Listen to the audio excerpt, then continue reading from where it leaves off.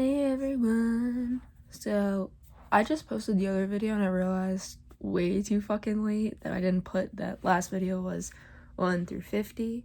This video, or 1 second. Let me make sure it ended on 50. So I'm pretty sure it did. I think that was, yep, ended on 50. So we're about to get to the part where the kids come into the building.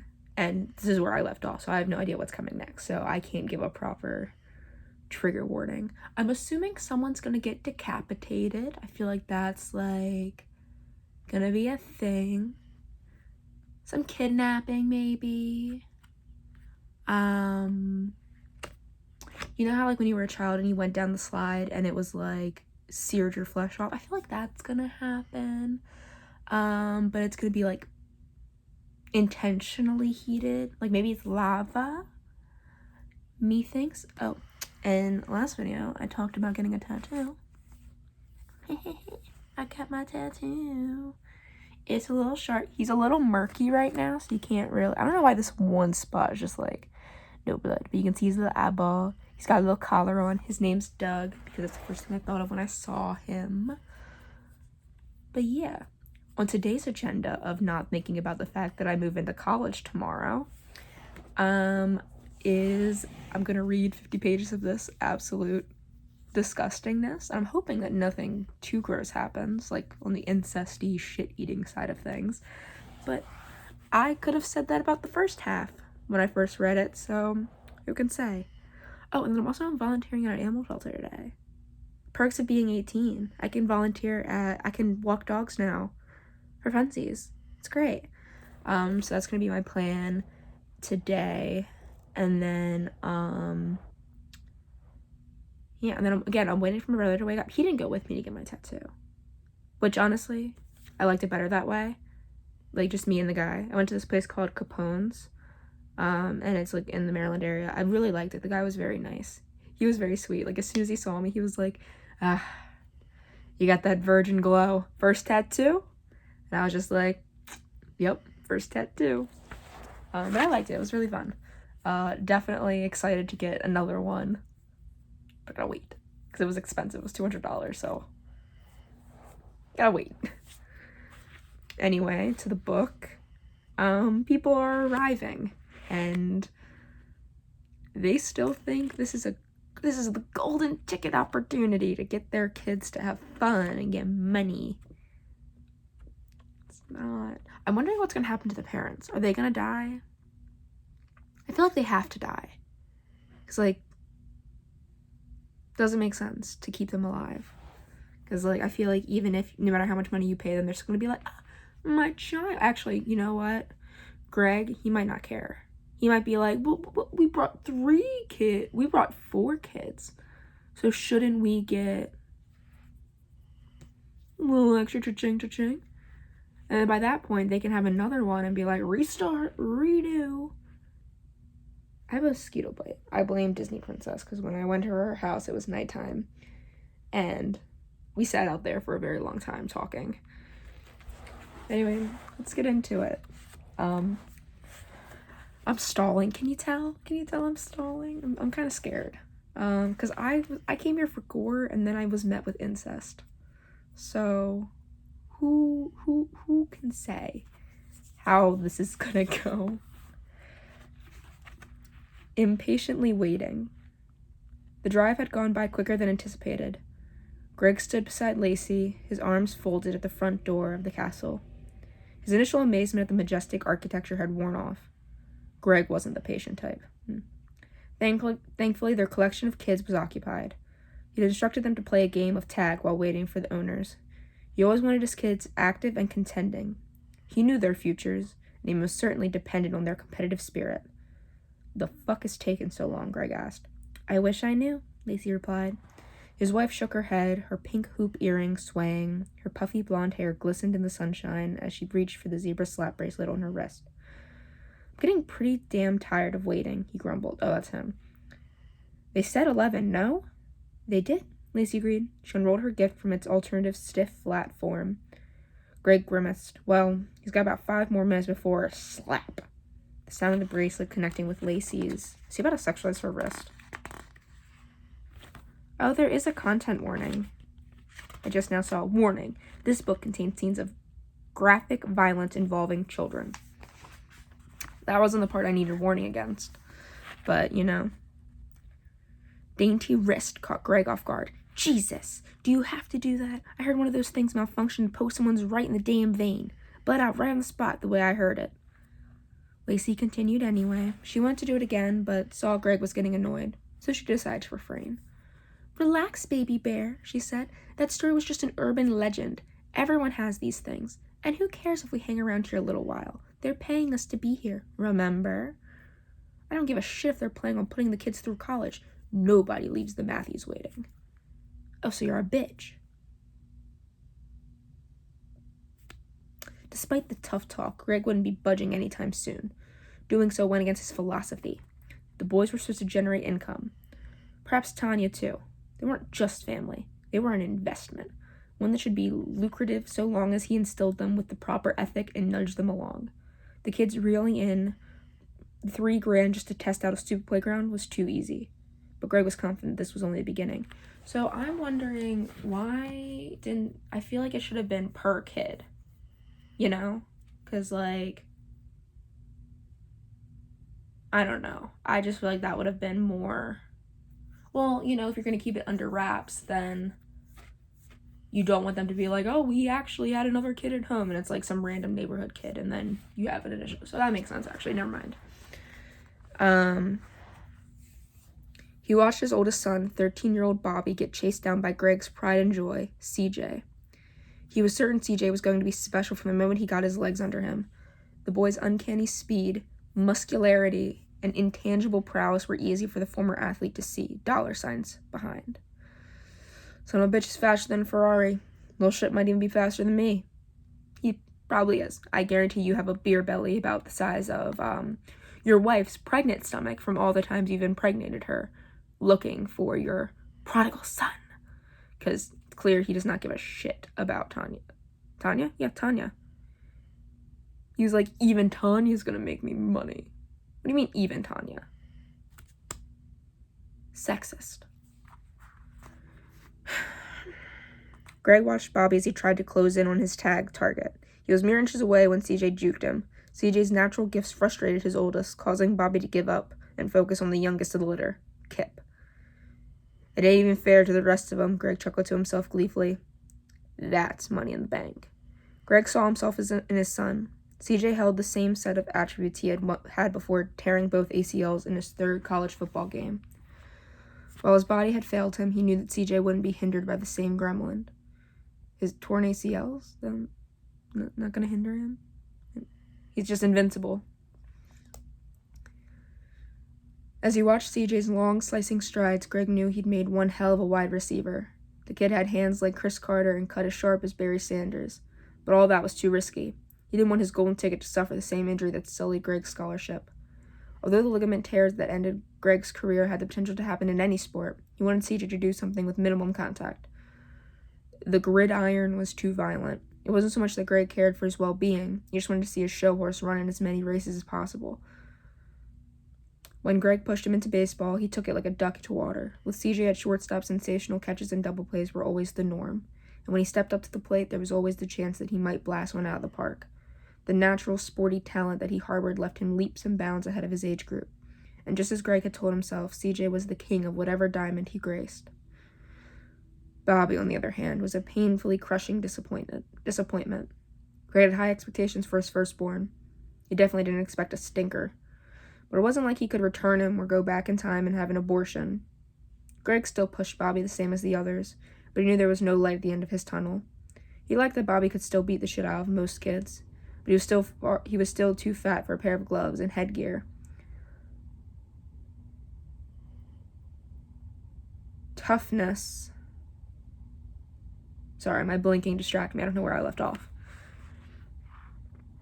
Toughness alone was useless to Greg in the physical scheme of things. Aren't, like, bigger guys, like, football? Like, okay, so you think football's too risky, but if you're already talking shit about your son, and you're still like, he's useless, I'm pushing him just as hard. Why not push him into football and have him be like a linebacker or something? Because linebackers, they have like, what is it? Body mass something, BMI. They have terrible BMI, but they are technically still in shape because of how many calories they burn and how much like they work. If you're already pushing your son, why not also push him in a direction where you think he can have success, or your definition of success, instead of just shitting on him and saying that anything he wants to do is stupid? Like, work your kids properly, man.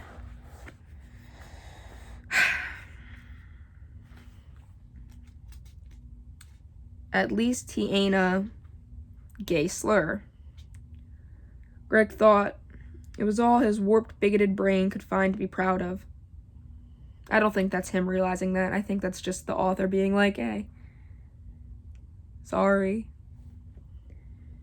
Bobby's stride stretched far further than his 7-year-old brother could. In less than a minute, Bobby, red cheeks and all, was able to close in on him. He slapped his back with a thunderous tag, and Kip fell into the grass. "You're it, dumbass," Bobby hollered. He ran away, unleashing a hyena-like laugh. "Hey, language," Lacey yelled. It was a request she made to Bobby more times than she could count. Greg watched Kip like a scout before draft day. His brother had given him a decent shot in the lungs, and he'd taken a tough tumble. Despite being disappointed with his boy getting caught, the blow and fall didn't faze Kip. The jury was still on his overall potential. He was too young for Greg to figure, but at least he could take some pride in his son's toughness. Well, he ain't no pussy, that's for damn sure. Fuck you. Kip lifted himself off the... I'm sorry, I'm covering up my super sexy tattoo.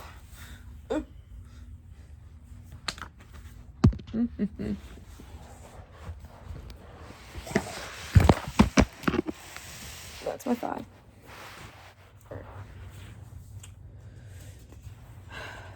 Kip lifted himself off the ground and looked to his sister, Tanya, pegging her as the easiest catch. Upon seeing Kip key in on her, Tanya readied herself. The 9-year-old coyly positioned her body beside an extravagant cement bird bath at the center of the lawn. Fucking bird's got a better shower here than I do, at home, Greg thought. When Kip charged in, Tanya tactfully sidestepped the boy and made her way around the fixture. "Why is she playing with them again?" Lacey asked. "I don't know. 'Cause they're kids," Greg reasoned. I don't want her thinking she's going to be something that she's not. Seriously, she's just messing around. As shallow as Greg could be, even he was a bit shocked that his wife was irked by Tanya mixing it up. His buzz was that his wife was also wearing off, making him more argumentative than he normally was. "We've been letting her mess around with them too much," Lacey whined. "Now she's talking about swimming lessons." Lacey and her daughter locked eyes momentarily. Tanya's shoulders tightened and her eyes drifted as she grew distracted by her mother's scowl of disapproval. The dirty looks were nothing new. She'd seen them many times before, and even grown somewhat accustomed to absorbing her glares of displeasure. Routine didn't make them hurt any less. "Y'all are shitty parents. Like, this is awful. Like, support your kids and what they want to do." Tanya's mother had a vision for her, but the last thing Tanya wanted to do was stand on the sidelines of a sport she didn't care about. She wasn't looking for an eventual suitor. She wanted to compete. The idea of cheerleading felt low and idiotic. Well, it's fine if that's not what you want to do, but don't be mean to other people who might be passionate about it. It disheartened her that it was the only thing her mother believed her to be capable of. Yes, fair. That would make you, turn to hating it and mocking it. What Lacey surmised was best mattered little to Tanya. She might have been young, but she was already old enough to understand that no one, not even the woman she came out of, was going to control her. Tanya didn't need her mother's belief. She had her own. She envisioned herself swimming with the best of them, or maybe competing in gymnastics, which she'd taken an interest in recently. Tanya hoped that her mom might be asking her father about the lessons they discussed at the table that morning.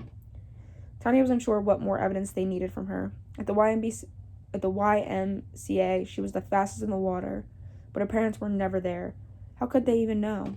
They used the club more as a babysitter for Tanya than a means to support her passion. It allowed her father to focus more on training her brothers and left her mother to do whatever it was that she did in her free time.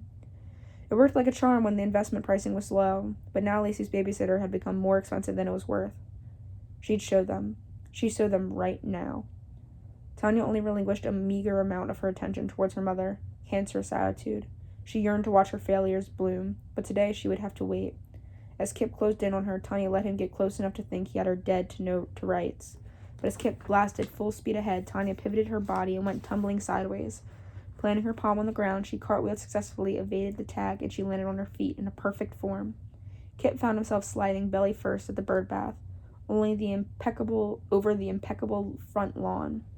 "Whoa, did you see that?" Greg asked. "Maybe there's something to do. It's only normal for her to have a hobby. All the boys do. Oh, she might be even a little bit better. Better than you. Maybe she deserves those lessons after all." "You're going overboard now," Lacey replied. "Am I?" Lacey gritted her teeth. The move Tanya had shown off was impressive, a trick she might even been able to use in cheer if Lacey could somehow break her daughter's will. Wow. Not even, convince her to give it a try, not one lesson, if you don't like it, we'll do whatever we'll do the thing you want to do, but I'm gonna break her will. What the fuck? This is giving, dance mobs. Dance dad and dance mom. They're together in this. Ooh. There's a little stick up.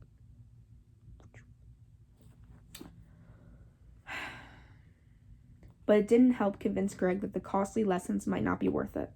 If anything, it was an argument in the favor of the investment. Greg and Lacey were alike in how they viewed the children that matched their gender. All Lacey wanted was a daughter that would follow in her footsteps, but she never expected Tanya to have her own ideas or have a stronger mind than the rest of her siblings.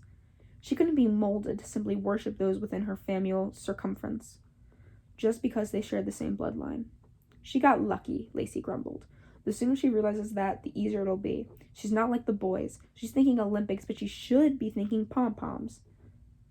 Greg chewed on the thought for a moment before a jock grin graced his face. "I remember you in those tight-ass outfits. Fuck, you were something else, baby doll." A beam of joy crept up on Lacey's face, matching her love. "Is that right?" "That's right." The intimate memory was abruptly disturbed by the sound of tires slowly churning through gravel. Greg and Lacey turned their attention to the vehicle heading in their direction. "Hey, time out," Greg yelled. "Watch out for the car. I can't afford to have any of you getting hurt." Okay. Well, that's a normal thing that parents do. My parents, they were always like, "I'm not going to the hospital today," as a way to be like, "Hey, stop fucking around. You're being dangerous. Stop, please." Meet and greet. Tom slowed the car as soon as the family in front of the castle came into view. The many members of the clan took notice to the wagon as he steered toward the van parked on the gravel. I guess we can park here," Tom reasoned. The wagon pulled to a stop beside the Matthews' big Dodge Caravan. "I didn't know there was going to be other people here," Molly admitted. "Well, the more the merrier, I suppose. In a way, it actually kind of makes me feel a little more uncomfortable," Tom replied. "Why would it make you feel more comfortable?" Isaac asked, always intuitive. "I guess it's just nice not to do stuff by yourself sometimes, is all I mean." Isaac knew his dad was lying. Whenever Tom spoke, he didn't mince his words, but Isaac had come to understand if his father stuttered at the pause itself was the tell. It was a lie, but he wasn't sure why his father would fib about something so seemingly pointless. "All right, then. Is everybody ready for some fun?" Molly asked. She turned back towards her 3 children. Isaac remained in a state of wonder while his sisters yelped with delight, and just as the door of the station wagon opened, so did the 2 at the entrance. The manner as the Grimleys filed out enthusiastically. The Matthews family turned their attention to the royal sable slabs of metal that opened at the front of the border estate. The families joined together, taking in the odd sight of their welcomers. The trio looked like a version of the Addams family from a parallel dimension.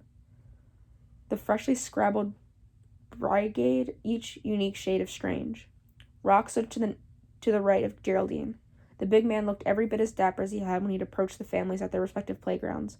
His gray suit was pressed and fit flawlessly over his bulging frame. He'd even been given a matching flat cap. Rock's 5 o'clock shadow remained, but didn't detract from his overall presentation. Adolfo Fux flanked Geraldine's other side, also dressed to the nines. It was a common occasion for him. This was more than standard. The espresso ensemble he'd fitted into required no adjustments.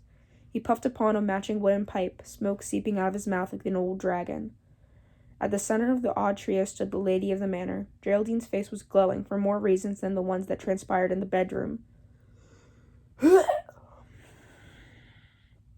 Her cheeks were painted with blush, with mascara applied to her fading lashes. Her teeth had been pasted back onto her gums and sat surrounded by licorice lipstick. The makeup smoothed some wrinkles, but could only do so much to cloud her age. The long, dark dress was elegant without being overzealous. "Good afternoon, everyone," Geraldine said. She discreetly rubbed her wrinkled hand together. Most of the children replied politely in unison before Greg's voice overshadowed the group. Finally, we've been waiting. We were wondering if you were gonna show. Yes, apologies for being a bit tardy, but I can assure you all this experience shall be more than worth the wait. For you. Geraldine's habitually despicable persona somehow seemed absent. She was in the rarest of forms, wearing her most brilliant mask. A game face for the ages. She stared back at Greg Matthews and grinned. Sorry, looks like we must be a little late too then, Tom said. The leader of the Grimleys guided his family up the front of the estate beside the Matthews. Not to worry, dear. Now I take it based on the information your wife provided that you must be the Grimleys. That's correct. Let's cut to the chase. How does all this work? Greg interjected, overstepping Tom. Well, that must make you Mr. Matthews, then, Geraldine asked. Greg nodded his head, offering her that much. Excellent, she replied. Geraldine's eyes darted about, calculating the number of people that littered her exquisite lawn. She turned to Fux. It seems we might be one short still. It appears we are, the German confirmed. Isaac squinted at Fux. He didn't expect the old man to be foreign. Isaac was curious about Fux, but not curious enough to interrupt the meeting. That's okay. I'm sure she'll be here shortly, Geraldine replied. While the absent was disappointment, Geraldine did her best to conceal her disdain. Forget about them. We're here now. The least you can do is answer my question, Greg demanded. Geraldine whispered to Rock. Leave the gate open for her, but when she arrives, see to it that it's shut, locked, and activated. I wonder why. She rotated back to Greg. Absolutely, forgive me. I'm just a tad frazzled. First, please allow me to informally introduce myself. My name is Geraldine Borden. I'm the owner of this estate, and this is my associate, Adolfo Fux, and my butler, Rock Stanley. Rock wanted to display his contempt openly, but decided he wouldn't give her the satisfaction. After all the years he'd spent appeasing her, the dark deeds he'd done at her behest, family, and even the absolute loyalty, and still she didn't acknowledge him as family. And even worse, only offered him the lowest title imaginable.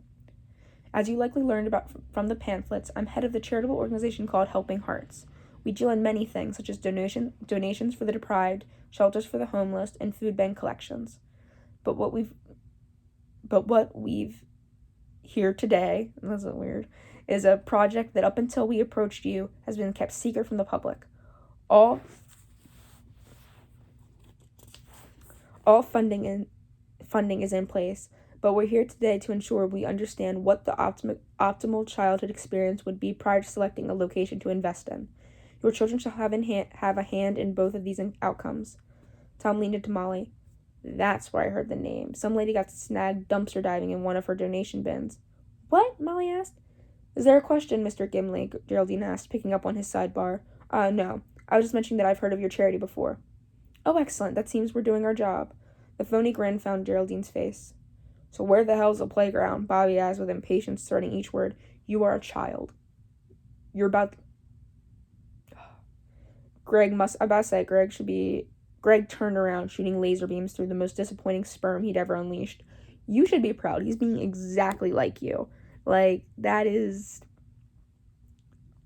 Boy, keep quiet. Don't interrupt when adults are talking, Greg reminded before turning back to Geraldine. Now where the hell is the playground? Like... The man's juvenile rudeness was unamusing, Geraldine, but she lofted a courteous chuckle. Before we get started, Geraldine said, we have a small matter of business to attend. Please present Rock with the tickets embedded in the brochures you were given.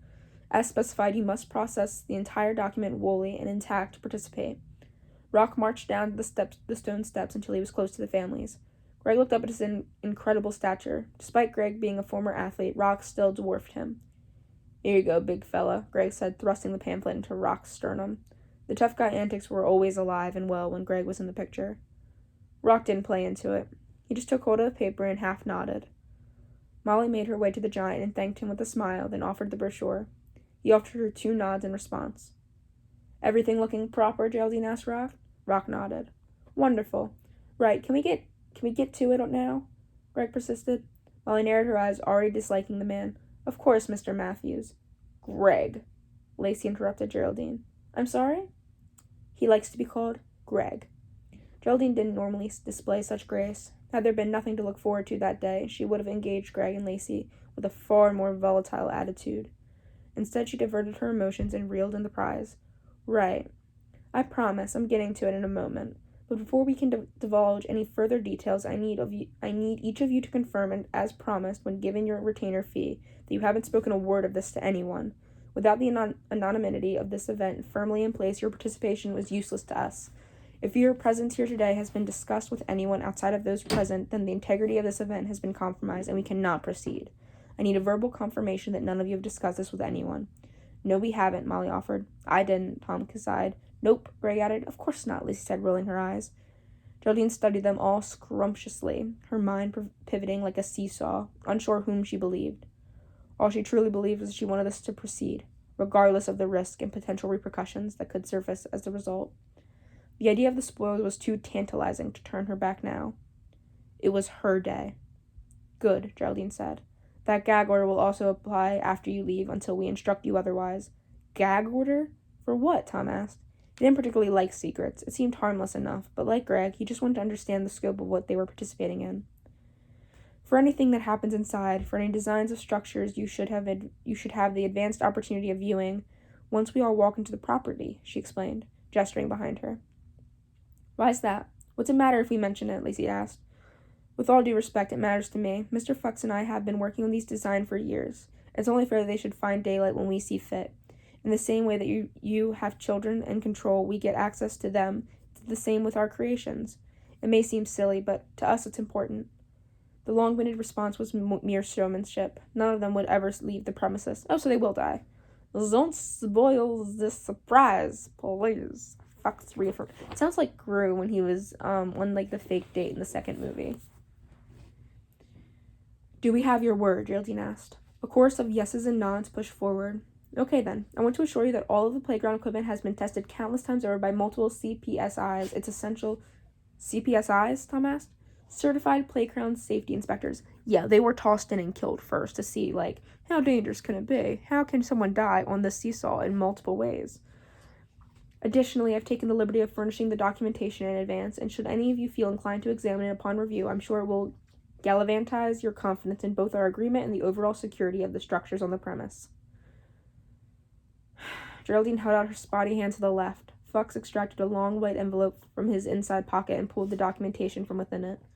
He placed watermarked paper in Geraldine's hand, and she descended the steps, brandishing the documents towards each parent.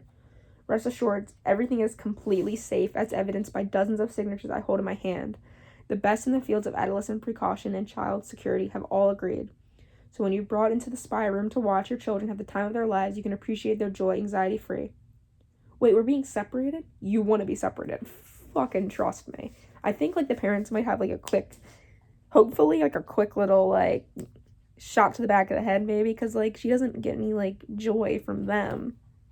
So just get them out of the way. So you want to be separated in this case. No need to worry, they won't be far. You'll be able to see them at all times and even communicate via a PA speaker, should you feel it necessary. However, we do ask to keep that to a minimum. If possible, we're aiming to harness the true playground experience, and we can't get that if the children aren't left to their own devices, as they normally would be. It's critical we observe them with freedom and free range to understand their relationship with the revolutionary equipment we've created. And furthermore, we understand that this may create a slight discomfort, and with that in mind, we've decided to up your payments to an additional $4,000 each. Shit, as long as I can see him, that's fine by me, Greg said. Holy freaking crap, we're getting paid for this, Bobby exclaimed. No, we're getting paid for this. Your payment is having a nice day, and that roof over your head back home, Greg corrected. Tom and Molly looked at each other. Everything she says makes sense to me, Molly offered. A look of uncertainty overtook Tom's face, just as it had on the ride to pick up the kids. Something didn't feel right to him, but $4,000 for a few hours of play was a life-changing sum of money. Can I see the papers? Tom asked. Of course, Geraldine replied. She promptly handed over the documents. Tom fished through the sheets. They looked authentic enough. There were signatures and stamps and fine print. What the fuck did he know about the authenticity of playground safety documents, though? It should only be a few hours of your time. Feel free to ask any questions you see fit, Geraldine said.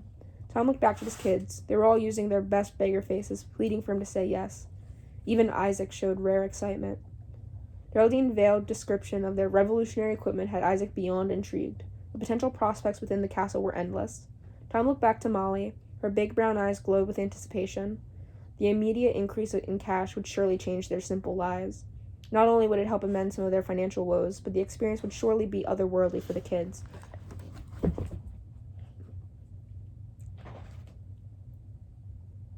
A grand time like nothing they could afford to offer them currently. Tom turned back to Geraldine and handed her the document, subtly nodding. All right, we're in. Let's play. Ooh. The group followed Geraldine through the glamorous, regal heart of the Borden estate. A chorus of oohs and ahs trailed behind her. The shiny marble, aristocratic furnishings, stunning decor, and posh artwork were a sensory overload to a pair of families accustomed to spinning their tires, entrenched in modest lifestyles. After passing through the dual staircase at the entrance of the property,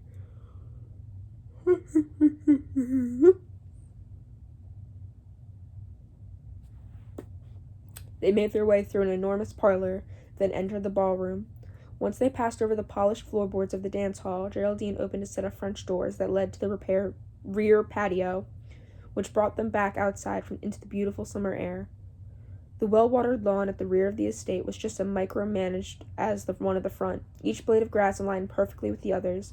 Articulately trimmed hedges lined the grounds, and exotic flowers were in bloom. Beauty was theirs to behold. The garden edge of the cliff would be seen off in the distance.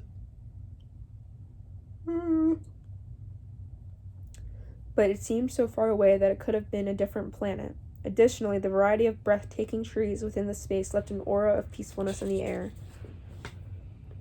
However, standing closest to the castle, the focus of the backyard was the playground. The slab was littered with truckloads of inviting soft sand and measured by the sand. I quit. Can't do it.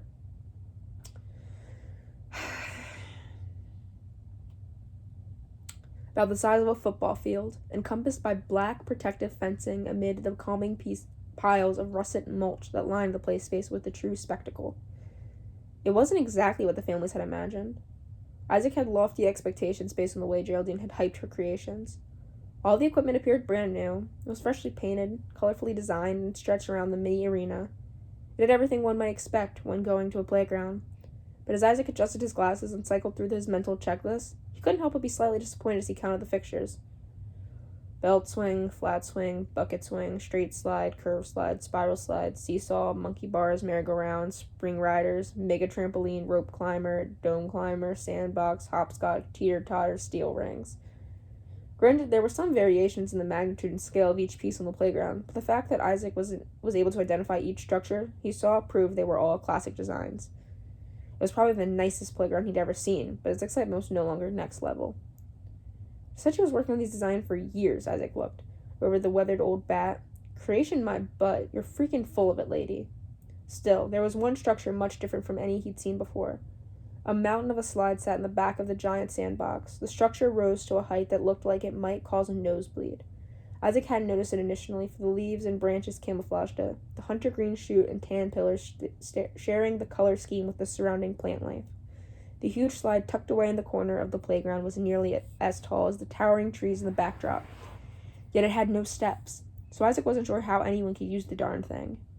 The extreme elevation wasn't the only aspect of the slide that was a bit odd. Additionally, the transportation tube curled side to side many times over, stretching nearly a third of the way across the playground.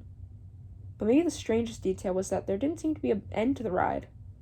With no bottom in sight, the tube went directly into the ground. Notwithstanding Isaac's gripes, the rest of the children were foaming at the mouth. The spectacular fortress of fun standing before them was legendary. Sadie and Sam had run into the locked gate with Kip, CJ, Tanya all in tow. Bobby hung back and studied Isaac's reaction. The snobby snarl of pretentiousness he saw on Isaac's face disgusted him. He hadn't known the boy long, but he knew he was the type of person that pissed him off. A sense of dread and discomfort found Isaac. He knew from experience that, like many of his elementary antagonists, Bobby smelled blood in the water. Isaac knew he was a snack so pathetic and easy that Bobby was ready to chew him up. But like a wild animal, Bobby enjoyed maiming and toying with his prey a bit before consuming it. The boys were far enough away from his parents that Bobby felt comfortable taking a shot at Isaac. What? Not good enough for you? Bobby asked. No, I just thought it would have. The question was rhetorical. Bobby didn't need the answer to drop his jab at Isaac. If it's not good enough for you, why don't you just flap those huge fucking ears of yours and fly away, Dumbo? Bobby slammed his shoulder into Isaac en route to join the rest of the children. "Hey," Isaac moused. "What are you going to do about it?" Isaac asked. Isaac remained mum. That's what I thought. Okay, so this is like... Bobby, I feel for you. I really do, but it's not nice to hit people. We don't do that here. Isaac rubbed his arm but kept his mouth shut. He was a shy kid, one who didn't want to be the focal point of a spectacle. He also would prefer not to look like a tattletale in front of all the kids he was going to share the playground with. Massaging the pain in his bicep, Isaac crept to the group. The parents naturally migrated together and stood in a small cluster on the other side. "Come on, open up," Sadie shrieked. "Yeah, let's play," Sam added. "Heck yeah," Kip concurred. "Okay, haha, I understand," Geraldine said. "But we have to get the okay from your parents first. What do you say? Does everything look kosher?" "It looks incredible," Lacey said. "So that for sure. It said that we might be choosing a less fortunate city to build something like this in. How are you deciding that exactly?" "I won't be deciding at all." "You won't be?" Geraldine shook her head. "Then who will?" "Why, the children will, of course," Geraldine signaled to the children. "How so?" Molly asked. "The children who offer the best data and feedback will be the ones to decide. We want you to really let loose. Play with more enthusiasm and rambunctiousness than you've ever played with before," Geraldine grinned. The feeling of delight swam laps inside Molly. She glanced at her husband, who still looked to be erring more on the side of concern. "Like our contest, you mean?" Greg asked. "In a way, yes." Greg glanced at CJ and gave him a wink accompanied by a thumbs up. If there would be a winner crowned, damn well better be someone in the Matthews clan. "You know what to do, killer. I don't want to catch you running out of gas out there. I'll be watching," Greg said. CJ nodded solemnly at Greg. He wasn't as enthusiastic as his father, but nonetheless he was ready to do his best to please him. He was already overly familiar with the uncomfortable pressure his father applied on him with consistency. Every day was a new brass ring to reach for, a new achievement to collect. "What's that big slide in the back?" Tom asked, pointing out the green monster in the trees. "Oh, that's just for aesthetic purposes," Geraldine said. "Why doesn't it work? Is there a problem with it?" "No, it's still operational. We just don't technically use it. And as of right now, the extension shaft is locked." "Good, because that worries me. Might get a nosebleed just climbing the thing," Tom added. "But with your permission, I'd like to open this gate, after which we will head to the spy room and watch from afar. But we need everyone's consent to move forward. It's all or nothing." "Let's do it," Greg yelled. He wrapped his arm around Lacey. "Woo, baby," Lacey hollered. "I'm not sure if I'm comfortable with the kids being out here alone," Tom said. "Jesus Christ, talk about overprotective. Buddy, just let the fucking kids be kids," Greg scoffed. "I'd appreciate it if you mind your own goddamn business. How about you make the decision for your kids and I'll make the decision for mine?" "I think that might be the problem. You're a softy. It's obvious. It's probably why your boy looks about as delicate as a dandelion, and my boy as well. Let's just say he wouldn't put much fear in him." "Don't talk about my son that way," Tom yelled. He took a step towards Greg. The uber-competitive dad smirked in Tom's face. Despite having the shell of a sweetheart, Tom had grown up in the slums. Getting jumped over nothing was an ordinary event. Being hassled on the street had hardened him. He'd learned to leave all that behind and smooth himself out. But just because he'd grown tender didn't mean those rough edges couldn't rise out of him at the drop of a hat. If someone pushed it too far, occasionally the old school Tom came out of hibernation. Isaac couldn't believe his father's reaction. His old man looked ready to throw down.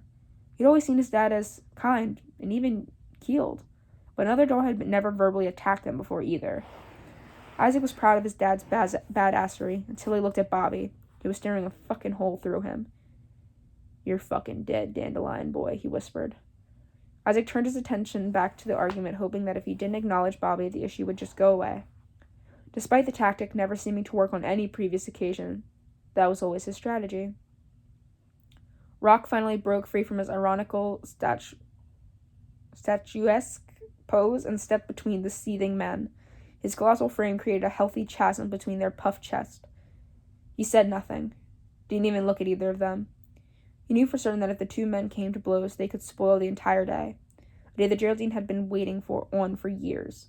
A day that she'd invested in not only financially, but psychologically. Money had never been an object to her. It was the latter that frightened Rock. If things fell through, Geraldine would be livid. The resulting displeasure would likely fuel Rock's future torment. Geraldine pointed at her burly servant and addressed her guest. "Gentlemen, please relax," she begged. "I think this is just a simple misunderstanding. Rock will remain outside watching from the gate. If by some bizarre stroke of misfortune any child is injured, he'll be just a stone's throw away." Tom turned his attention to Greg and thought about Geraldine's statement. but he still wasn't quite ready to end the discussion. I just don't understand why we can't be out here too. His anal approach and constant scrutiny of the most minor details will really begin to test Geraldine's patience. Considering what this place is, I feel like he's having the most rational response ever. Maybe I can sum it up for you in a simple question. When you were a child, did you have more fun playing with your parents or friends? Molly grabbed his hand tight, understanding his concern. But she also felt like his stance was beginning to border on overprotective. I think they'll be all right, hun. No, they will not. We'll be watching them. I mean, they're fenced in, and you know the kids. They just want to play. She caressed Tom's knuckles with her thumb. Tom looked away from his wife and back to the head of the castle. How long will it be? He asked Geraldine. Enough with the 20 fucking questions already, Greg sniped. Even your wife is on board. Can you just grow up here already so everyone else can have fun? For Christ's sake, I've never seen anything like it.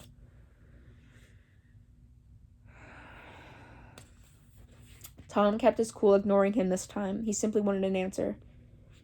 We need them for 4 hours in total, Geraldine said. If you care to do the math with the increase we've offered you, that's $1,000 an hour. And again, I'd like to remind you, every inch of the playground is outfitted with a state-of-the-art recording equipment. You'll be able to see and communicate with them at all times. Even with her spelling it out for him, Tom still wasn't completely comfortable, but with everyone else on board, who was he to break up the party? Fine. Let them in, Tom mumbled. The children cheered. The roar of excitement was followed by their adolescent arms clawing at the fence as Geraldine twisted the key inside the lock. They filled in and bolted towards the stations. Seesaw, Sam, come on, Sadie exclaimed. The sisters darted toward the yellow elongated metal with extra cushy cherry seating. CJ looked at Tanya. His face was crinkled and displayed a frown of annoyance. It was just his luck. Sadie and Sam had to go and hog the one thing that CJ had been looking forward to playing with his sister. Dang, he mumbled. Tanya noticed her brother's reaction. She felt a similar sense of disappointment, but was still hopeful they'd get a chance to play. There were a lot of other fun stuff to explore in the interim. It's okay. I'm sure they won't be on there the entire time, Tanya explained with a sweet smile. It'll be fun to explore a little anyhow. Yeah, this'll be cool, CJ replied. He looked around the playground. The entire Matthews family spread out. They were more concerned with discovering the many bells and whistles of the fancy facility before they settled on what to play with. As usual with any group he was a part of, Isaac headed up the rear, approaching Geraldine at the gate. He felt a strange sensation in his gut. While the haggish woman ushered him in politely, there was something about her that rubbed him the wrong way. When he passed through the entrance, the creepy woman's artificially white dentures found daylight. Have fun, she said. As Geraldine gestured for Isaac to enter the playground, a sinister cackle escaped her. The old woman's laugh was the last thing Isaac heard as the black steel gate locked behind him. So, alright. I'm beginning to lose... So we haven't gotten much of Sadie. So I think it's going to be Isaac or Tanya, because they're still, like, very cunning. They're noticing all these details. And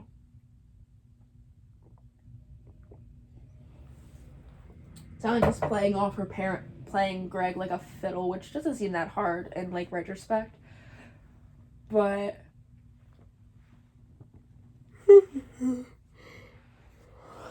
and then Isaac is like, he's the only one who's like, Geraldine, you're kind of fuckity. So I'm thinking that the spy room. With the parents inside, the elevator glided to a close. Geraldine stood beside Fox and selected the third floor button. Never seen an elevator inside a residential, Greg said, impressed by the sight. Geraldine squinted her eyes at him and smirked. You can do anything if you have enough money. Bitch.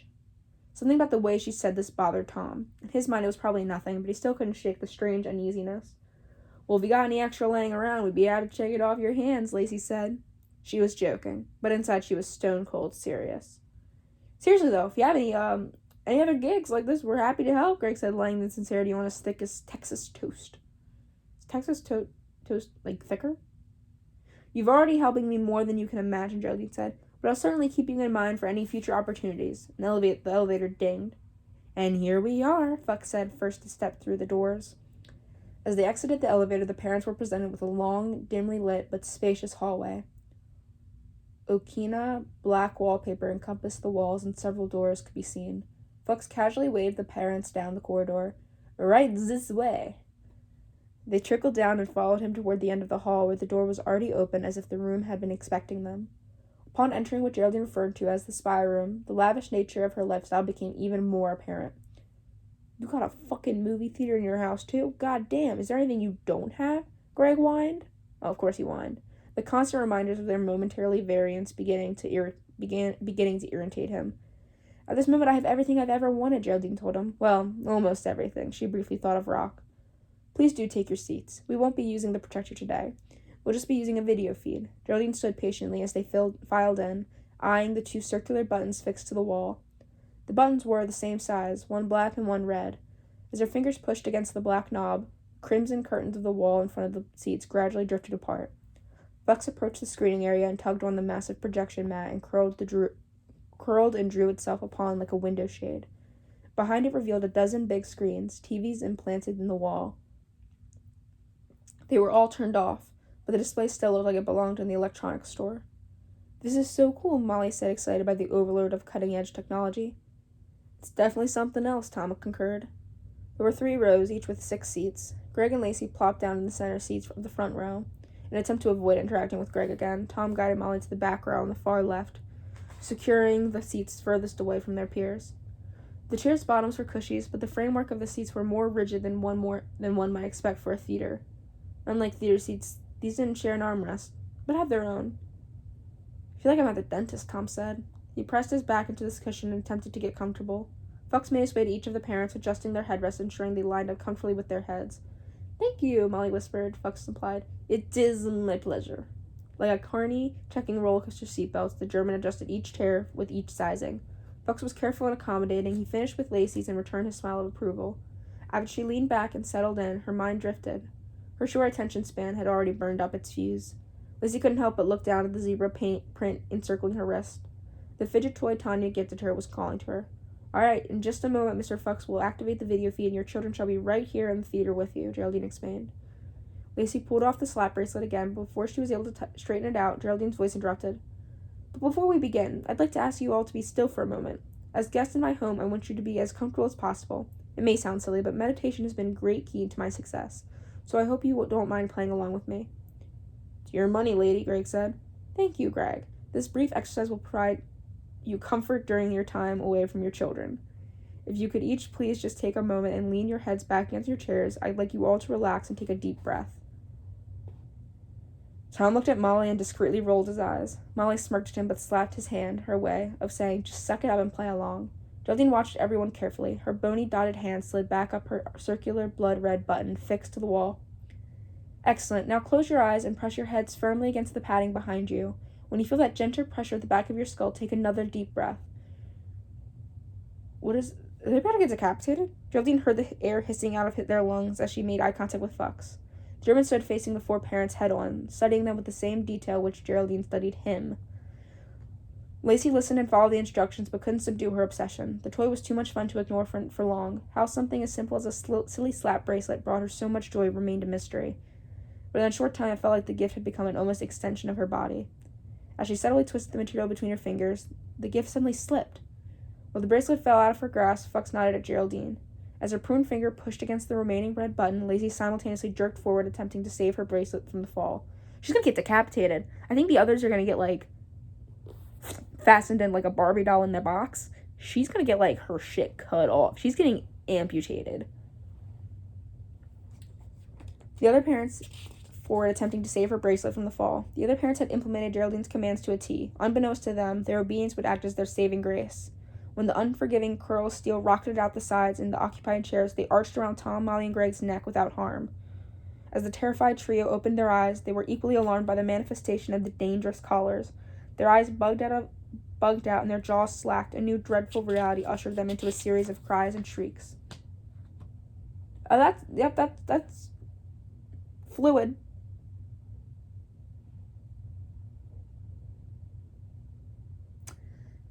So they're not bleeding out of, their mouths and their throats. There's a lovely picture of a girl in a movie chair seat. She's bleeding. I don't know if I'm allowed to show that, so I'm not going to. It's in black and white, so it's just soda. They grasped at the slick material as it slowly adjusted, automatically sizing up their throats. The retracting steel closed until it reached a snugness that eliminated the slightest wiggle room. The transaction happened in the blink of an eye, but the grim surrounding they faced was irrefutable. The heads of the parents were instantly pinned in place, making them slaves to their seating. All the parents were trapped, except Lacey. Unlike the rest of her peers, Lacey had far graver problems than fear itself. In a comedy of errors, her flinch forward had resulted in the steel collar thrusting cleanly through the right side of her neck. The tissue had been pierced with a soulless mechanical power. The ferocity of her injury triggered the red to gush from her jugular vein and carotid artery. Her throat became a sprinkler. There were no safety mechanisms to soften the blow. The submissive device clearly hadn't been designed with care in mind. The metal punched through everything in front of it. Neck, muscle, meat, and vessels. The blood didn't just leak, it exploded like a bomb at a bus station. The bystanders felt the splatter as the blood fountained upward and coated Lacey's entire face. Greg was splashed with his share. The warm fluid erupted with such projection that it went up his nostrils, into his mouth and eyeballs. While his wife gargled and gagged, Greg screamed in horrific harmony with the Grimleys. What the fuck? What the fuck did you do? You're killing her, he squealed.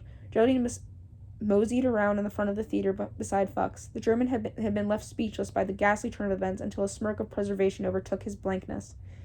He was highly amused. Geraldine watched the crimson flood in warm waves from the side of Lacey's neck, leaving the rippled skin and tissue flapping. The gruesome sight fostered a somberness inside her, not because Lacey was like a cow on the path of the slaughterhouse, but because Geraldine knew that she wasn't going to get to see her children have fun in her playground. The cries of the parents were ignored. Geraldine focused on Lacey's wound and watched her fade. Lacey's tremors and gurgles grew fainter and fainter. The blood that once oozed out of her neck so generously slowed. Her previously dry and frizzled blonde locks were now flattened and wet, a sickening brownish-red transition within the morbid mane atop her scalp. Her eyes rolled in her skull as Greg threateningly screamed became the soundtrack of her final farewell. You sick old bitch. What is this? Greg cried. The stupid whore killed herself. She should have listened. I gave you very simple instructions. In fact, we know they were simple if you're still here, Geraldine barked. She'd been waiting all afternoon to get a dig on him. While losing a parent so early in the game wasn't ideal, Greg's anguish almost made it worth it for her.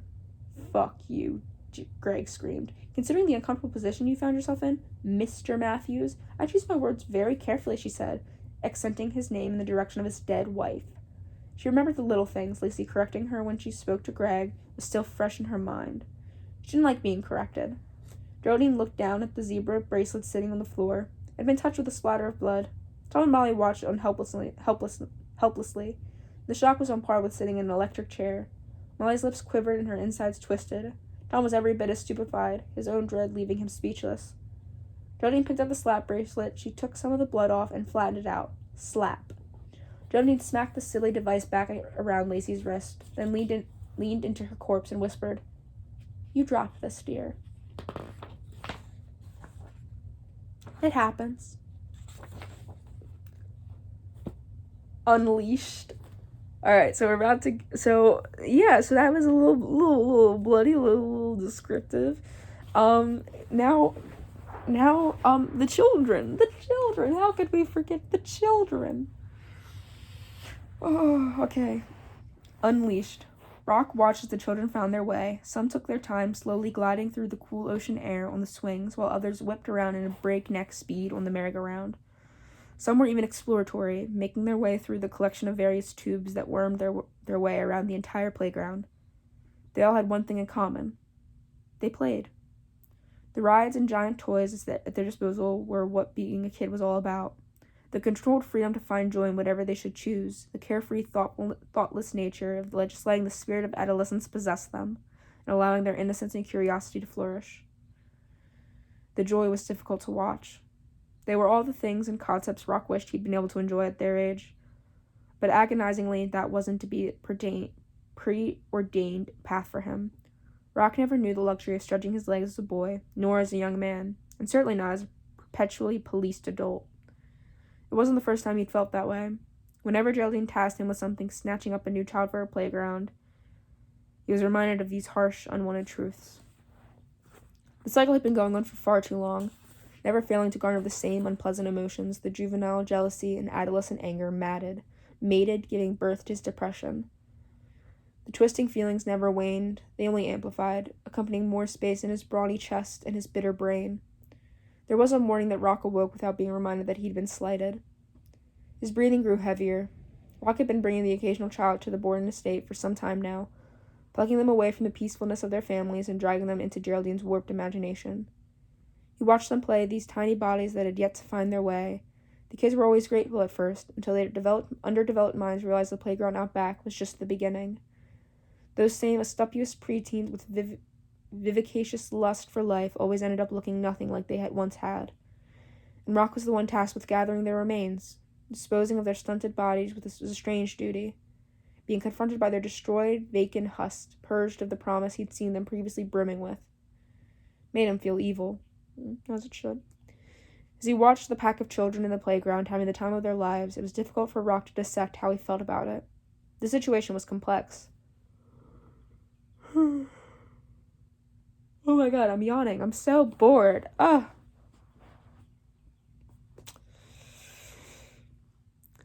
His unsovereign assimilation to a family of maniacs didn't help a family that wasn't even a family. The sick circumstance had indefinitely distorted his logic, but despite his cruel upbringing and a cantankerous queen of the castle, at the moment he felt different. As Rock watched the kids frolic about, he couldn't put his finger on why. But the absence of a reason didn't stop the horrible sensation in his gut or quell the ghastly predictive imagery he painted in his mind. What'll they look like tomorrow? Rock wondered. I'm wondering too, because I'm wondering what kind of goodies are in store. I'm really holding out for the slide that just melts their skin.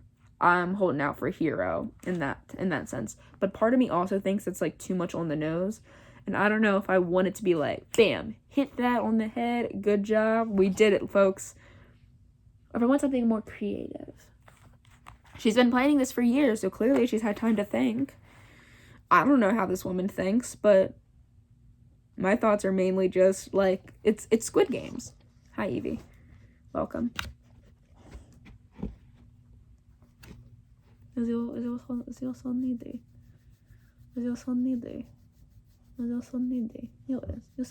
like to join story time? Would you like to join the story time? Evie joined the story time. Maybe it was because he'd never seen so many children having fun all at once on the playground. When Rock was a boy, he would have cut his own pinky off just to get a chance to play by himself for a few hours. Geraldine never saw fit to reward him with a simple opportunity. Rock had pictured it in his head before, but with the closest he'd gotten, it wasn't the same. His imagination alone could only take him so far, and most of the time, he was too preoccupied with Geraldine's bidding to truly immerse himself. Rage swelled in his chest. How many friends did he miss out on making? How many parties was he deterred from attending? How many smiles had been stolen from him? As each question piled into his thoughts, he couldn't help but feel uncomfortable. Rock despised what he had become, the pathetic slave in the mirror that stared back at him each morning. How had he allowed his fears to control him for so long? Ding dong! The doorbell rang. Rock looked back through the French doors that had been left propped open, then back to the children. He had no choice but to not go to the door. But the fury that lurked inside him still smarted. Rock clenched his fist. He turned back toward the patio, digging his wide fingernails into his palms. The pain felt good, but not good enough.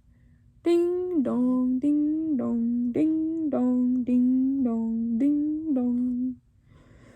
The doorbell echoed repeatedly like an impatient child was standing in the front of it. In some ways, that wasn't necessarily untrue. When Rock opened the door, his heart was already racing. He didn't deal well with people, but Geraldine was counting on him to keep things organized. Geraldine always somehow found a way to bring out the best and worst in him. The tall duty she'd saddled him with was one of Rock's greatest challenges. While approaching and coaxing... Why are you so spaced out? Of Rock's greatest challenges while approaching and coaxing disadvantaged families at the inner-city playgrounds to participate in Geraldine's experiment was an evil act. Rock surprised himself in execution. He was astounded that he was able to convince a single family, let alone 3. Fear was his ultimate motivator. So look, this is what I'm talking about.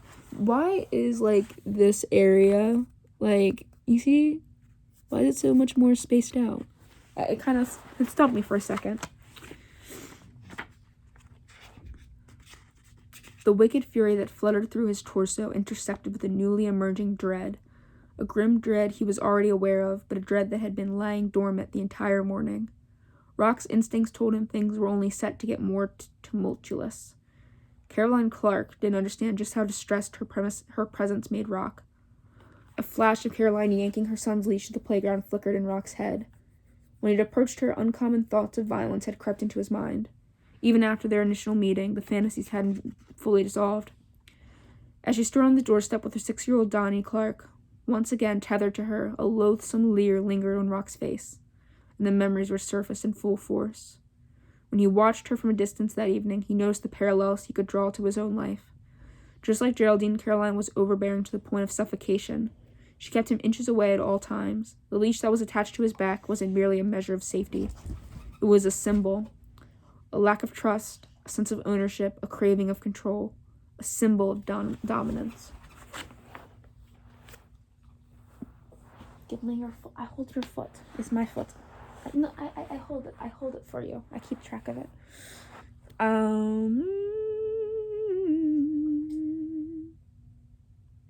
Rock knew where Donnie's path of darkness eventually snaked, and it wasn't a good place. It was a massive black hole of perpetual terror and despair, of self-doubt and gracious dependence, a synthetic pre-packaged mindset manufactured by Donnie's disturbed overseer to keep him under her grubby thumb. Projecting. I guarantee Donnie's mom is, like, she's a bitch and deserves to, like, be in jail and, like, potentially the death sentence. But methinks she's not gonna ask him to kidnap 9 children and then get pissed when there's only 8 and then force her son to eat her out. Me just thinks. There are levels to bad parenting. Not everyone takes it as far as Geraldine does. She fucking shoots for the moon. Caroline Clark knew exactly what she was doing. Geraldine Border knew exactly what she was doing. It was like Rock was looking at 2 parallel dimensions where identical atmospheres were being cultivated. Tightly wound worlds of suffocation that used fear, compliance, and reliance as fuel. When Rock had watched Caroline and Donnie in the park that evening, he felt like he'd been placed back into his own childhood under a different set of nuances. It didn't matter that he'd grown up in a prettier house or around more money than little Donnie. They were both emotionally poor.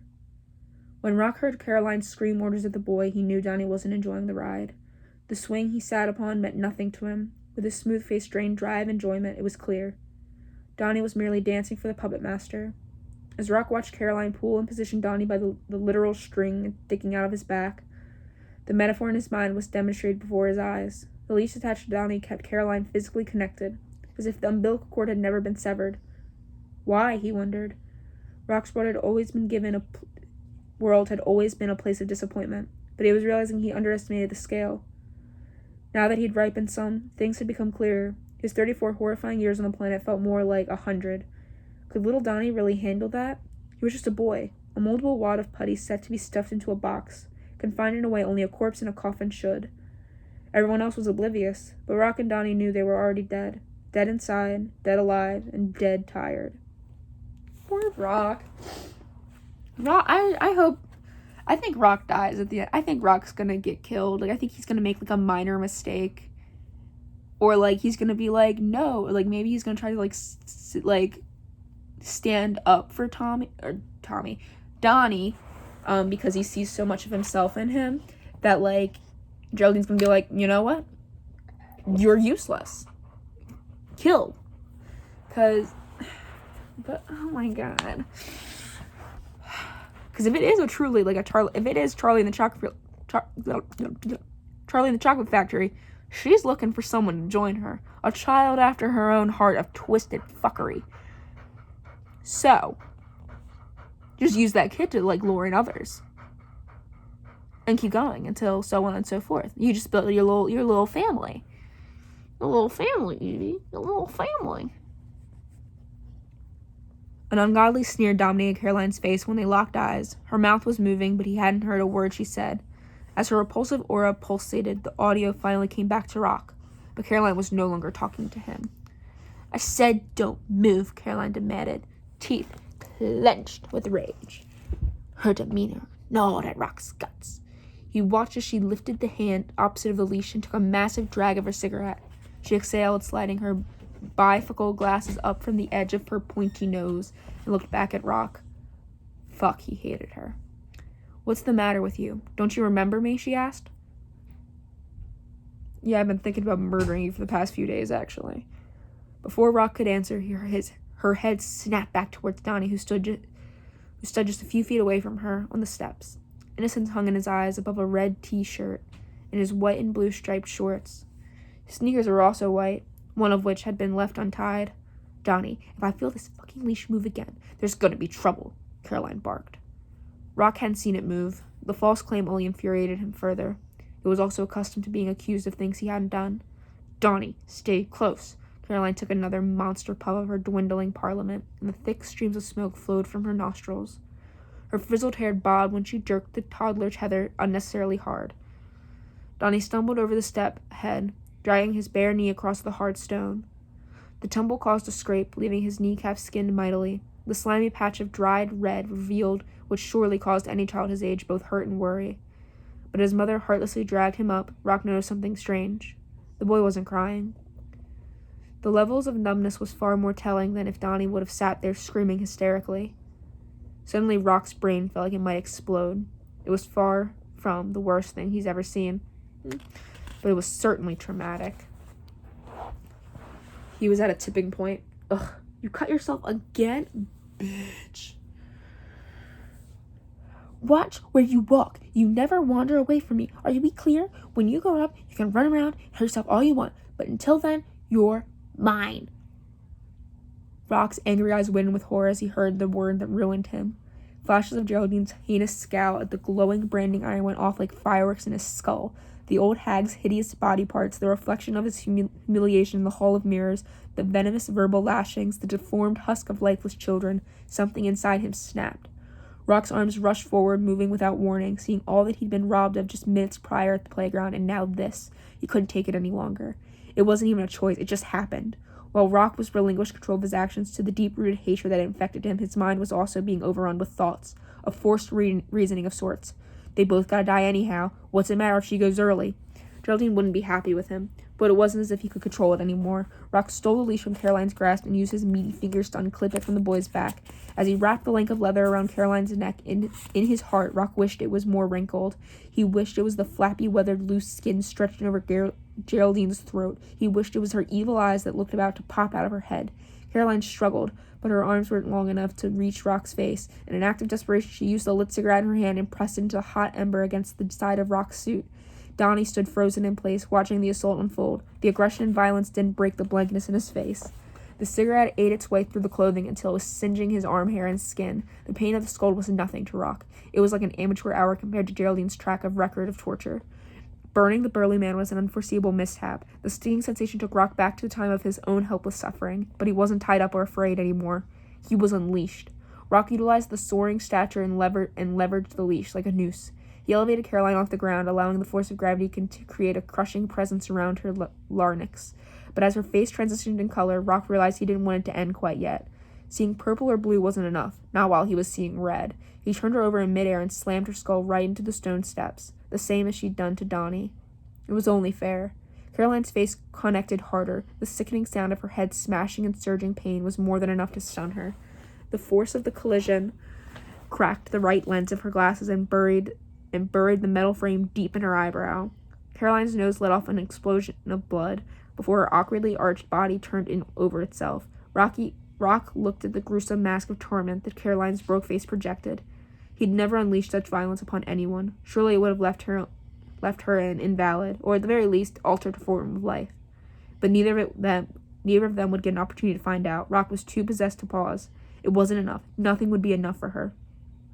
Rock flipped Caroline's quaking body over as he mounted her. He couldn't help but notice her messy face as a wave of blood seeping out of her babbling mouth.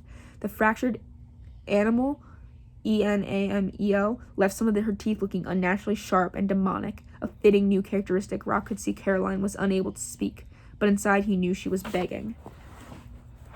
You got nothing to say now, he thought. He cocked back his gargantuan mitt and launched his scallop-sized knuckles into Caroline's chin. A cringeworthy crack erupted from her mouth, and the jawbone shattered in two places. Caroline was on autopilot. She flailed about and lifted her head off the stone as the next punch landed on her brow. The thud of her skull smacking back against the concrete sounded like a bag of potatoes being dropped. Along with her head, the stiff shot also pushed the glasses further into the massive laceration on her face. The size and speed of Rock's hands were a fatal blend. It was a notion he'd never comprehended before. While the violence wasn't new, the active participation aspect was. It was finally his time. The whipping boy was long overdue to exercise his demons. Rock never imagined he might feel relief in hearing another person's bones break and crumble, but he did. The hits he continued to dish out on Caroline became more targeted. Rock pounded into the deep gash over his eyebrows with brute force, unleashing decades of frustration. As the devastating blows piled up, Caroline's face was pulverized. The destruction was so severe that the audio accompanying the thrashing sounded like Rock was punching a puddle. He was so enamored with the act to notice Caroline's face collapsing in on itself. The pile of pink, mushy tissue, broken animal, and splintered bones had been thoroughly tenderized. The once modest hair that appeared on Caroline's face had grown to disturbing lengths. She now looked like an ad for gape porn. Still, Rock didn't stop. The parts of her shattered lens slashed and stabbed into Rock's hands with each additional strike, but the cuts were of little deterrence. He was finally in a safe place, spellbound by the bloodshed. Rock heard his own voice echo inside his cranium, but there were no words, only screaming. Adrenaline flushed through the system as he went. Further than mush that remained was now unidentifiable. The way Rock saw it, the distorted mini mounds of meat and swelling tissue in front of him could have been anyone's. He used the slot to play out what he now realized to be his ultimate fantasy. On the brink of exhaustion, Rock pushed out a final series of strikes with a subtle difference from the blows that preceded them. Each time he hit the goop, the ugly goop was harder than before, because now the dripping gore Rock felt mush against his mitts was no longer Caroline Clark's. It was Geraldine Borden's. When the blackout ended, he sat atop Caroline's lifeless body. The cuts and bloods that covered Rock's hands bled downward onto his pancaked head. The splatter collected by his suit made him feel like he was in a dream. But when he looked up at the ghost of his past, 6-year-old Donnie Clark, he knew he wasn't. The little boy stood steady as ever, unflinching as he awaited whatever came next. Didn't see that coming. I want to say good for... I really do want to say good for Rock. I think good for her is in order. I wish he didn't do it in front of Donnie. I wish he kind of waited until Donnie was, off trying to have fun. Although because of his codependency, he probably doesn't know how to have fun. No matter what, I think I'm right that I feel like he's about to get offed by Geraldine. I feel like he's about to face some kind of, really fucking bad punishment. Or maybe even, he's going to be forced to also play in the games. And also because, he's lesser, he probably doesn't know all the tips and tricks of the place that Geraldine and Fox know. Oh my god. We only have 6 more pages that I'm going to read. So, Playing for Pride, I'm going to probably finish this chapter. When do you end? So you end on page 100. So, okay. So, Playing for Pride, the kids are going to start realizing, hey, something's wrong. Oh, it's Fox. Playing for Pride. Fox activated the first large-screen television embedded in the wall of the theater. The screen depicted the children of the imprisoned parents releasing their childish energy like they never had before. The angles being recorded rotated. Some were far-off shots, some from a bird's eye, and others were intimate close-ups. The parents were too frightened to register what was happening on the tube. Lacey's motionless corpse and the massive bloodshed that painted the room were the more depressing distraction. Tom looked over at his wife. She hadn't stopped crying and shaking since the unexpected violence. He did his best to comfort Molly. Every so often he squeezed her hand and whispered promises he wasn't sure he could keep. "Don't worry, it's going to be all right," Tom said. They'd been together long enough for Molly to know that the tremor molesting his cadence indicated otherwise. Tom's words were a sweet and loving gesture, but a flimsy one nonetheless. Greg was still sporadically shrieking at the top of his lungs. He would calm down for a moment and then start up again, but the panic left him like a lost child. Every so often they grabbed at their collars as if they could believe it was real. The action was futile, but desperation had equally clouded each parent's judgment. Fox just stared at Greg as he weaved in and out of his mental breakdown. He'd said nothing to any of them since Geraldine had left the room. They all wondered where she had gone. The mystery was about to be solved as the sound of footsteps in the hall grew closer and closer. "The command center is ready," Geraldine announced. "Wonderful," Fox said. The chaotic panting and slobbering that was Greg's only form of expression irked Geraldine. He had vomited shortly after Lacey's neck came undone. Chunks of off-white and yellow liquid ran down his neck and clung to the front of his shirt. Silence. I don't want another word out of any of you. I'm only going to tell you what's about to happen to you and your children once, so I suggest you listen carefully, Geraldine warned. The audible horror Greg and Molly were expelling fell in volume drastically. It wasn't non-existent, but low enough that Geraldine felt comfortable continuing. I regret to inform you, but all of you have been chosen to enter my estate today under a false pretense. There will be very few winners today, if any. The sooner you choose to accept that, the easier it will be for you. The playground that you viewed outside is not the one your children will be playing in. They may be right now, of course, but soon that will change. Then where shall they play, you ask? Well, you're just going to have to watch and find out. Geraldine gestured to the many screens inside the wall behind her before re-engaging. The horror seeping to the surface was otherworldly. Tom and Molly were controlled enough to remain quiet, but their facial expressions screamed. Their gaping eyes in sudden shift to pasty pigment and all. To be frank, most of the details you absorbed in the brochures my associates gave you were lies. I do represent a charity, but this has little to do with that. However, amid the many falsehoods, there was one truth. As promised, your children will be afforded the opportunity to test out the playground with like no other. A particularly vast playground with more diversity within each respective area. It's a linear of various entertainments. Within each should be unique, to say the least, but the hope is to have them try everything. And who knows, with your help, you may be able to see them play just a bit longer. What do you mean with our help? Why should they need help? Molly stammered. Why isn't it for me to say? It would spoil the mystique of it all. But I can tell you that the reason they'll require help will quickly become very obvious to you.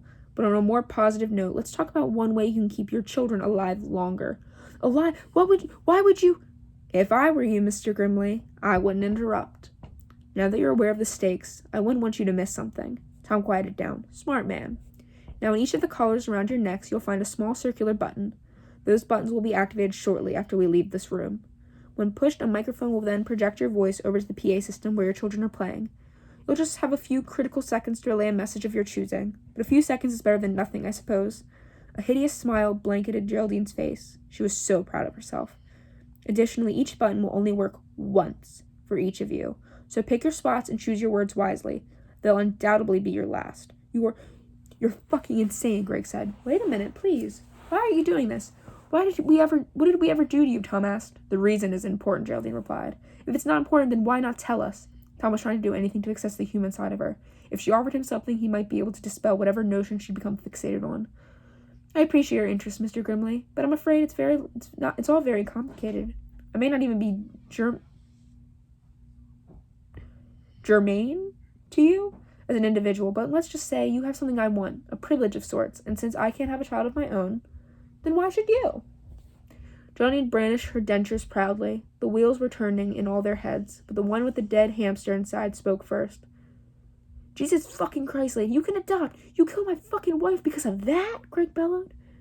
Molly broke down pleading with Geraldine through her tears. Please, you can do whatever you want to us. Just let the children be. I'm begging you. I'll do anything. Geraldine's skewed wrinkles flattened out as she considered Molly's wish. She looked back at the screen, displaying the children playing merrily. Suddenly, an idea popped in her head. Geraldine lit up like a big, toothy grin as a genuine surge of excitement hit her. Remind me, dear. Which of these girls are yours again? Geraldine inquired. What? Molly asked. What do they look like? The two small blonde girls. They look like twins almost. Mr. Fox, go to the control room and give me a close-up quickly. At once, my lady, replied, disappearing through the doorway seconds later. Geraldine began racking her brain. She couldn't be sure of their appearance until she saw them with her own eyes. But she did her best to render an image of two young girls hovering around Molly outside of her estate. She lingered in front of the screen anxiously, arms folded at her sides. There we are, Geraldine said. She pointed at the image of Sam and Sadie seesawing on the screen. These two? Geraldine asked. Yes, Molly replied. Molly's face maintained a grimace as she was unsure if the answer she'd given was what Geraldine was looking for. Why, they look nothing like you, she switched her state to fix on Tom. They don't look either of you, for that matter. No, I suppose they don't. Geraldine looked at the back of the screen in disbelief. And the two of you made them? Together? Yes, Tom nodded after Molly spoke, but remained silent. But how can that be? They don't even have your hair color. Variations can be passed down from prior generations. My dad was blonde. It's rare but not unheard of.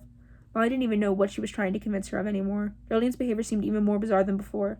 I have one last question, then, Geraldine said. An odd, hopeful inflection hung on each of her words. Molly was afraid to ask. Okay? How do you know they're yours? I don't understand. How do you know? They came out of me. I watched them take their first breaths. But imagine you hadn't seen that. How could you possibly be sure? Molly was beginning to sweat. The conversation spawned a suffocating sense of paranoia in her chest. I don't know. Think, damn it. Jordan, impatient, was on the brink of exploding. We act the same. As Molly made the statement, she watched a disturbing grin replace Geraldine's scowl. Thank you. I thought you might say that. Jordan rejoiced, throwing her arms in the air. It was as if she'd been playing a verbal game of charades, unbeknownst to Molly. Looking back at the screen, Geraldine glared at the two small girls. Between the close-up of Sam and Sadie, she watched Tanya step into the playground. Tanya eyed the girls with envy as she seesawed back and forth. Geraldine started to think deeply about her sexual fixation.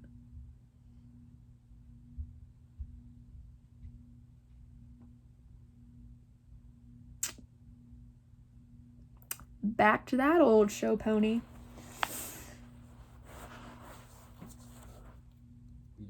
Reading. No. Yeah, in a minute. Give me 2 more pages.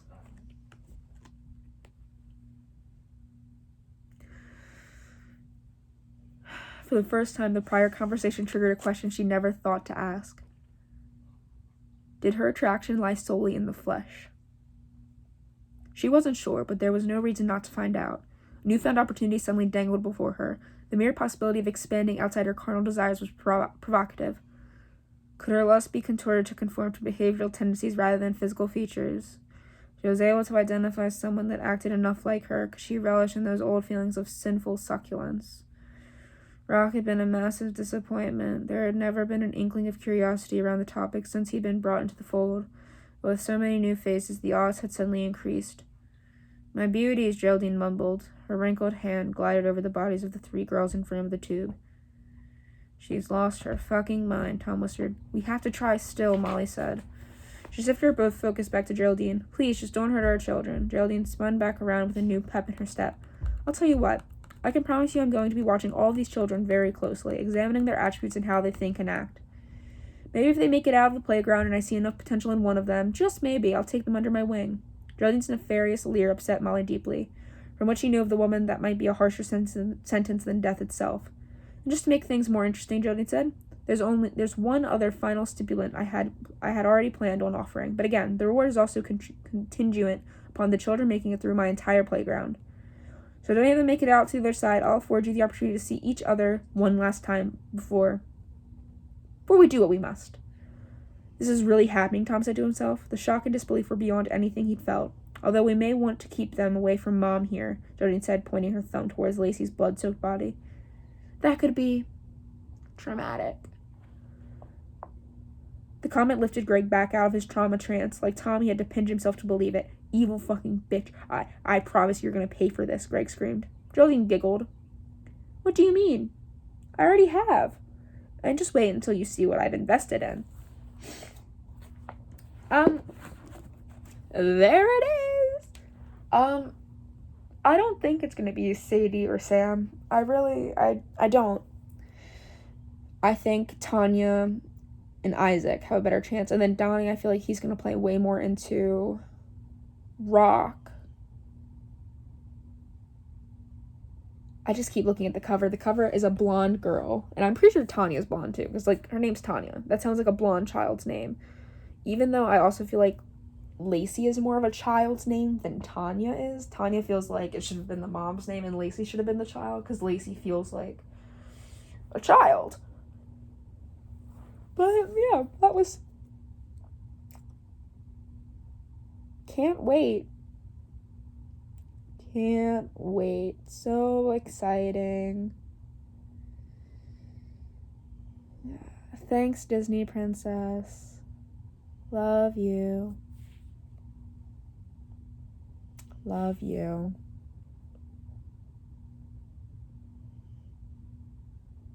So excited to keep reading.